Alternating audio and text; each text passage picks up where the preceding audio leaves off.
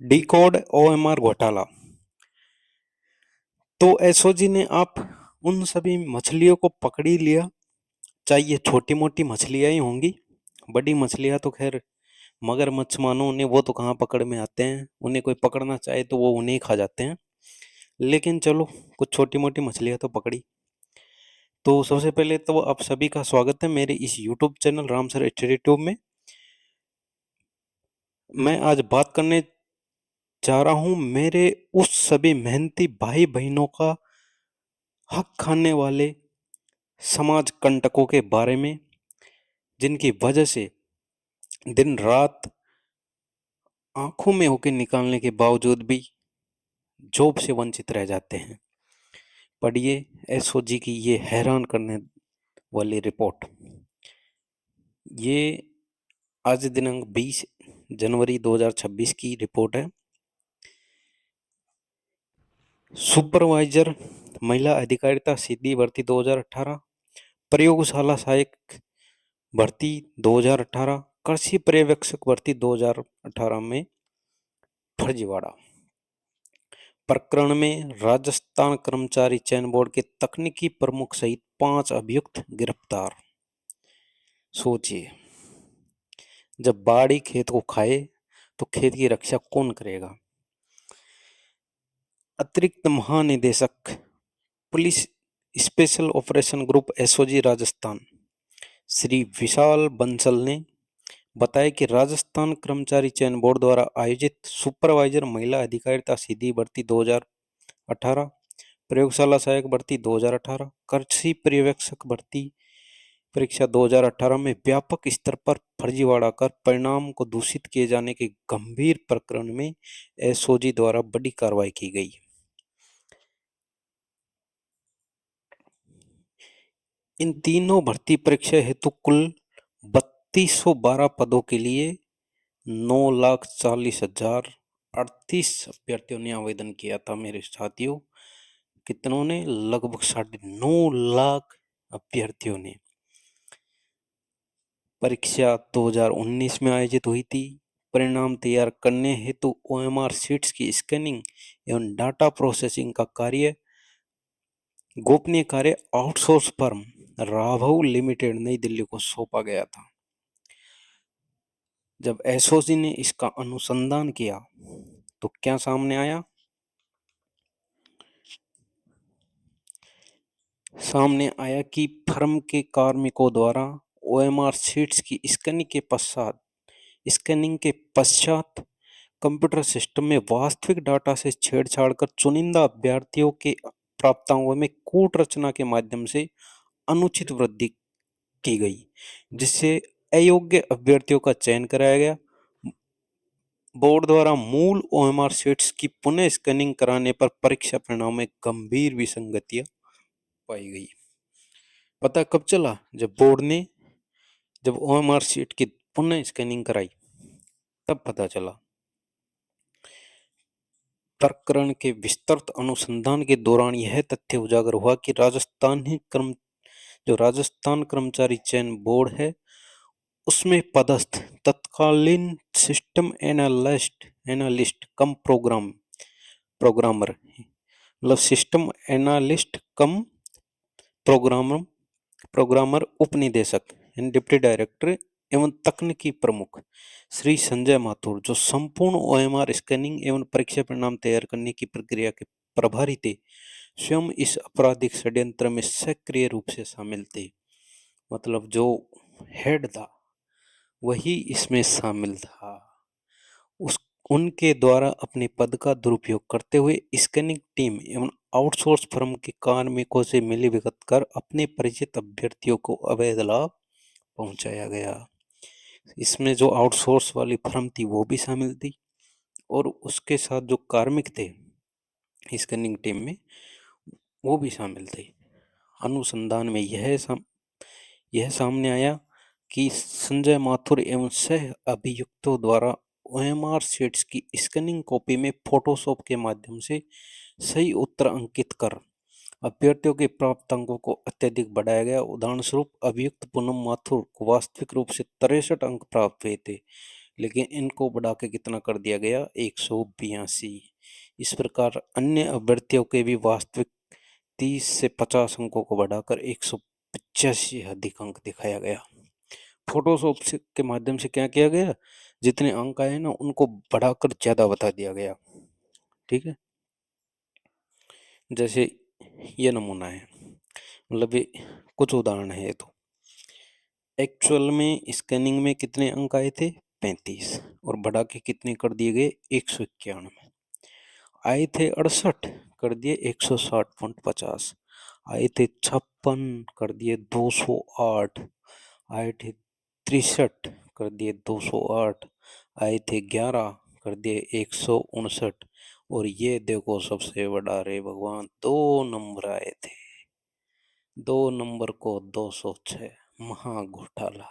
किस लायक होगा एक कैंडिडेट जिसके 2 नंबर आ रहे हैं, 2.58 नंबर आ रहे हैं, 190 बन रहे हैं। तो इसी प्रकार ये कुछ एग्जाम्पल दिए हैं।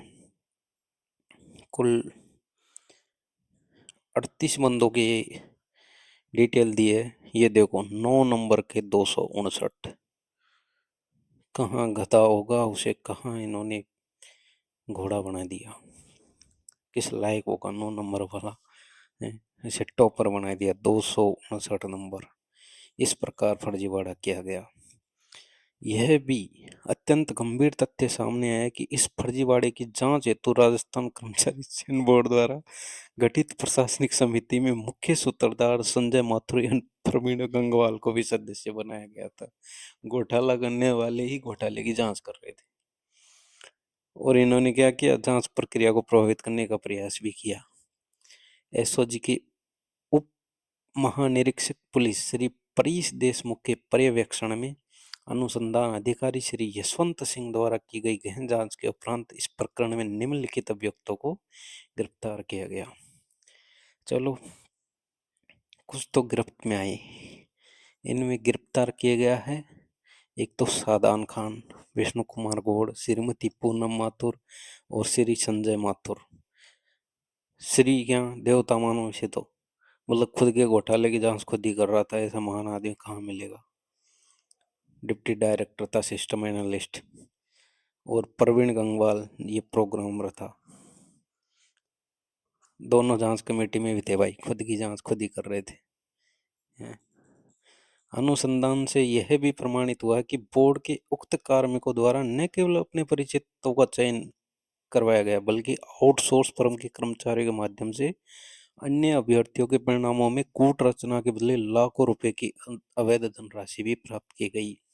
जो आउटसोर्स फर्म है उसके कर्मचारियों के माध्यम से पता नहीं कितना की, अभी तो डिटेल में तो कुछ ही बताएंगे, बाकी पता नहीं अब तक कितने लोगों का ये चयन करा चुके होंगे। हालांकि एसओजी ने मामला दर्ज किया है कुछ धाराओं में, 420 वगैरह में, और अनुसंधान अभी जारी है। और ये हैं वो महान मूर्तियाँ, सादान खान जी, जय हो महाराज, विनोद कुमार गौड़ जी, और ये है पूनम माथुर, इसके नंबर आए खतरनाक।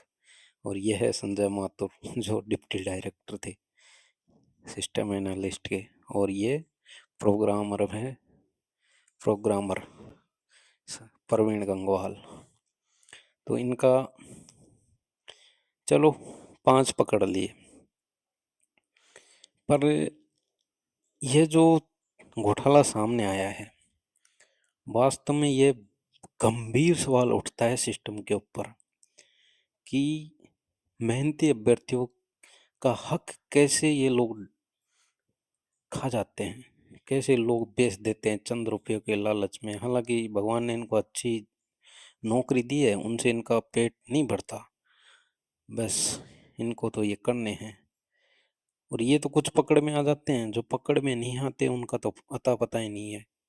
कितने ही करोड़ का घोटाला कर जाते हैं लोग, और हम सोचते हैं कि यार दिन रात पढ़ रहे हैं, लेकिन फिर भी हमारा चयन नहीं हो रहा। हालांकि इसके जिम्मेदार हम भी हैं। हम कैसे हैं, तो मैं बताता हूँ। हम ही वो है जो ऐसे घोटाले करने वालों को सपोर्ट करते हैं। अगर कोई हमारा जानने वाला ऐसा मिल जाए, देखा जाता है उनको जो ये घोटाला करने वाले होते हैं इनको बना लेते हैं बहुत बड़ा मतलब देवता मानो ऐसी पूजा करते हैं इनको इनका लोग आंखें पीछे डोलते हैं यार कैसे भी हमें पढ़ना ना पड़े कैसे भी अपना सिलेक्शन करा दे तो जिम्मेदार हम भी हैं मेहनत करना नहीं चाहते ऐसे लोगों को हम मतलब इनको बुरी नज़र से देखना चाहिए इनका अपमान होना चाहिए इनको मतलब एक सजा याफ्ता बलात्कार या मर्डर के टाइप में इनका इनके साथ व्यवहार होना चाहिए लेकिन अगर पता चल जाए फला आदमी ऐसे एग्जाम में करवाता है तो बस जनता जनार्दन उसे सिर पे बैठा लेगी और ये जो सपोर्ट है इनको पता नहीं कितने मेहनती गरीबों का हक खा जाते हैं ये हम लोग तैयारी करते रह जाते हैं दिन रात मेहनत करते रह जाते हैं और ये लोग चंद रुपयों में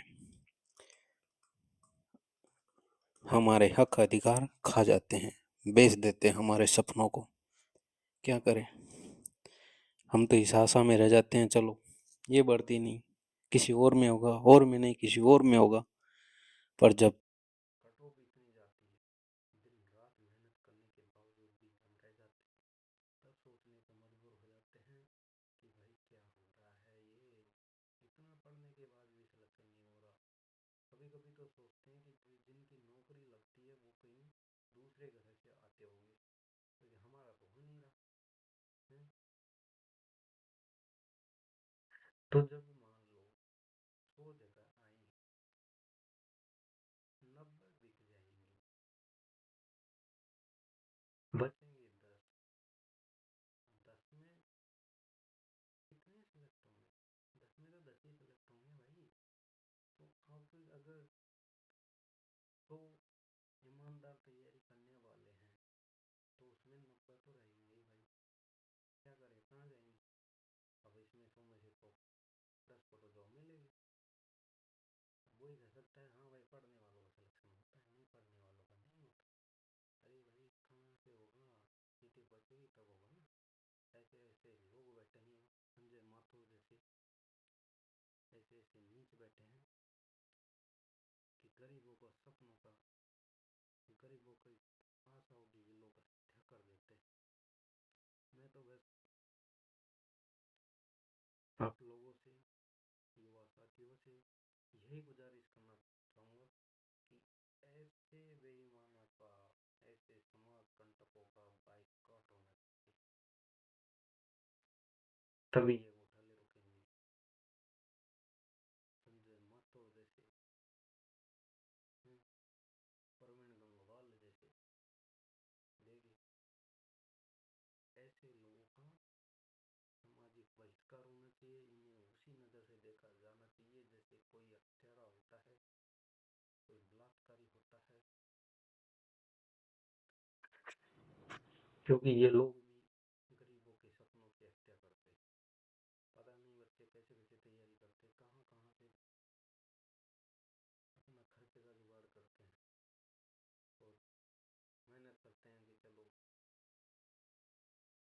कुछ दुख सुख पाके पढ़ लेंगे तो हमारी ज़िंदगी संवर जाएगी लेकिन हमको निराशा हाथ लगती है क्या करें ऐसे ऐसे लोग जो बैठे हैं और उनको सपोर्ट करने वाले जिनके पास थोड़ा पैसा है वो तो दे देता है अरे भाई जिसके पास कमरे का किराया खर्चे तक के पैसे नहीं है वो तक पता नहीं वो कहाँ से ला रहा है तो वो पैसे कहाँ से देगा है?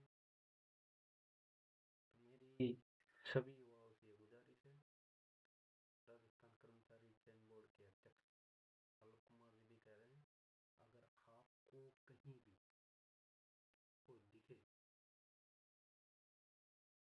ऐसे आपकी नज़र में ऐसा कोई दिखे कि यह नौकरी लगने लायक नहीं था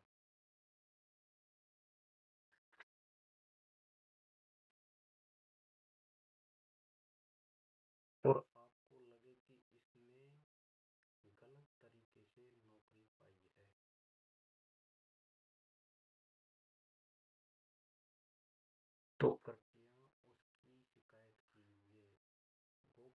से कीजिए चाहिए। आपकी सूचनाएं हैं वो अपनी रखी जाएगी। आपको पता चले कि इसने नौकरी गलत तरीके से पाई है तो उसकी सूचनाएं गुप्त तरीके से ही कीजिए। इस तरह शिकायतें पहुंचेगी तो गरीबों का भला होगा और धीरे धीरे ये जो घोटाले अपने आप कम हो जाएंगे।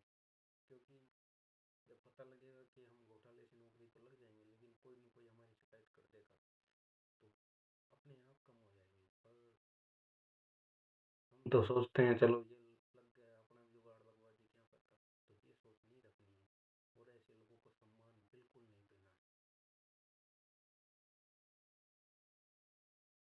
हमें हमारे हक के लिए हमें भी जागरूक होना पड़ेगा। हमारी मेहनत का फल कोई और खाए ये हम ज़्यादा दिन तक नहीं सहन कर सकते हैं। ठीक है, मन तो बहुत उदास है, कहना बहुत कुछ चाहता हूँ और अपनी बात को यहीं समाप्त करता हूँ और यही कहूँगा कि मेहनती के साथ जागरूक भी